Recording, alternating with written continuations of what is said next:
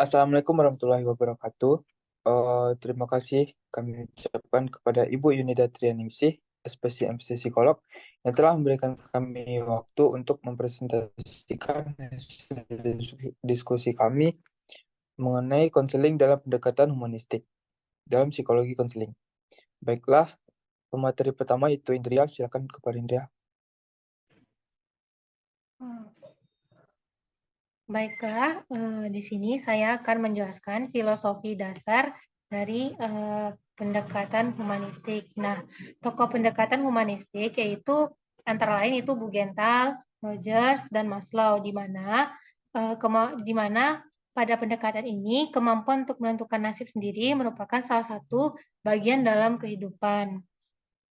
Nah, pendekatan humanistik juga memahami bahwa manusia merupakan makhluk yang kaya akan potensi dan segala kelebihannya melahirkan kesadaran akan tugas dan tanggung jawab yang mendorong dalam pemenuhan kebutuhan dengan cara memanusiakan manusia.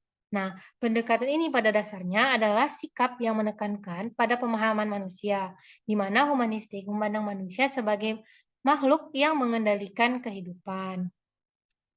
Selanjutnya, ada konsep dasar konseling humanistik. Nah, konseling dengan pendekatan humanistik berfokus pada kondisi manusia. Nah, humanistik memandang manusia sebagai makhluk yang memiliki otoritas atas kehidupannya sendiri.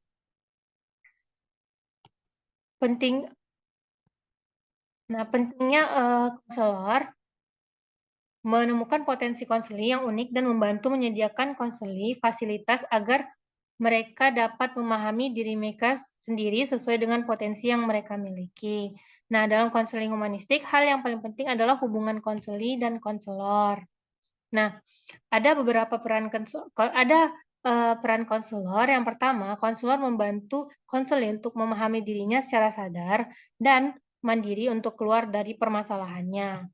Selain itu, hal ini sesuai di mana dengan pandangan eksistensialisme mengenai manusia bahwa manusia unik atau memiliki ciri khasnya masing-masing yang bisa mereka kembangkan sendiri. Konselor terlebih dahulu harus memahami sudut pandang dari klien atau berperan sebagai seseorang yang memahami pribadi klien dari perspektif klien itu sendiri, yang berfungsi sebagai pemberi bantuan untuk menentukan alternatif serta membantu klien memahami dirinya sendiri. Sekian materi dari saya kembalikan kepada moderator.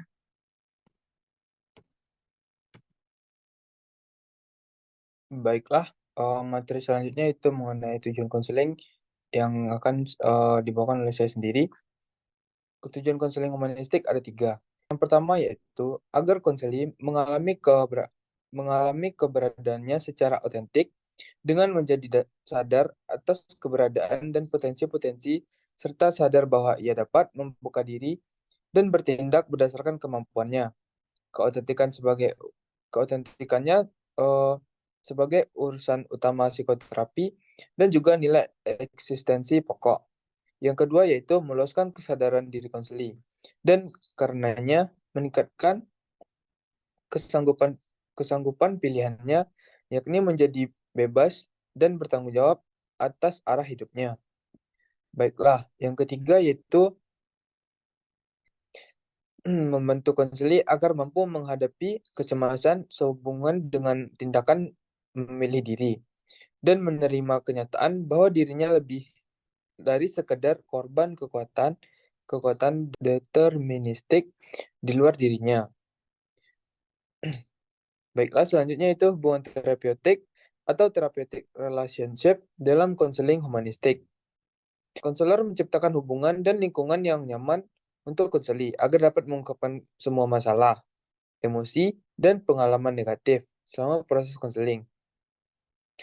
Empati, penerimaan tanpa syarat, kejujuran, kongruensi, serta sikap menghormati atau respek menjadi landasan untuk membangun hubungan konseling yang efektif.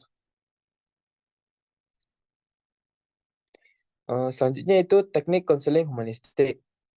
Humanistik tidak memiliki teknik-teknik yang ditentukan secara ketat, namun ada beberapa prinsip yang diterapkan dalam humanistik antara lain. Yang pertama yaitu membina hubungan baik atau good rapport. Yang kedua yaitu membuat konseli dapat menerima dirinya sendiri dengan segala potensi dan keterbatasannya. Yang ketiga, merangsang kepekaan emosi klien. Yang keempat, membuat konseli dapat mencari solusi permasalahannya sendiri. Yang kelima, mengembangkan potensi dan emosi positif konseli. Yang keenam, membuat konseli menjadi adekuata. Menurut Rogers, teknik yang dapat diterapkan yaitu acceptance atau penerimaan. Yang kedua yaitu respect atau rasa hormat. Yang ketiga understanding atau pemahaman.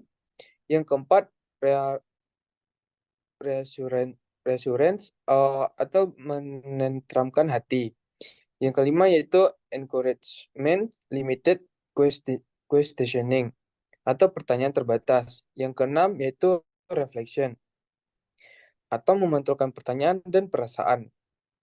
Baiklah, materi selanjutnya akan disampaikan oleh Zira.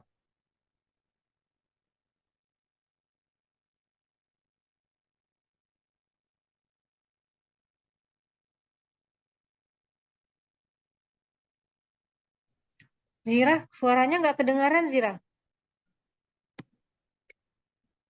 Selanjutnya, yaitu keterbatasan konseling humanistik. Yang pertama, yaitu tidak ilmiah. Hal ini dapat didasarkan pada konsep subjektif atau berdasarkan pada pengalaman dan sudut pandang pribadi. Yang kedua, teknosentris atau dinilai berdasarkan penilaian budaya barat. Dan yang ketiga, yaitu kepercayaan terhadap kehendak bebas bertentangan dengan hukum sains yang bersifat deterministik atau sebab akibat. Selanjutnya yaitu studi kasus. Seorang pria bernama Alex merasa terjebak dalam rutinitas dan kehidupan dan kebingungan tentang arah hidupnya. Dia merasa tidak puas dengan pekerjaannya dan merasa kesulitan dalam hubungan pribadinya. Alex datang kepada seorang konselor yang menerapkan pendekatan humanistik untuk mendapatkan bimbingan. Konselor tersebut memulai proses konseling dengan membangun hubungan yang hangat dan empatik dengan Alex. Mereka memberikan ruang yang aman bagi Alex untuk mengekspresikan perasaan dan kekhawatirannya tanpa takut dihakimi. Selama sesi-sesi berikutnya, konselor mendorong Alex untuk menggali lebih dalam tentang apa yang benar-benar diinginkan dalam hidupnya dan apa yang menghambatnya untuk mencapai sesuatu yang ia inginkan. Melalui dialog terbuka dan refleksi diri, konselor membantu Alex untuk mengidentifikasi keyakinan negatif dan pola pikir yang menghambatnya. Mereka juga mendorong Alex untuk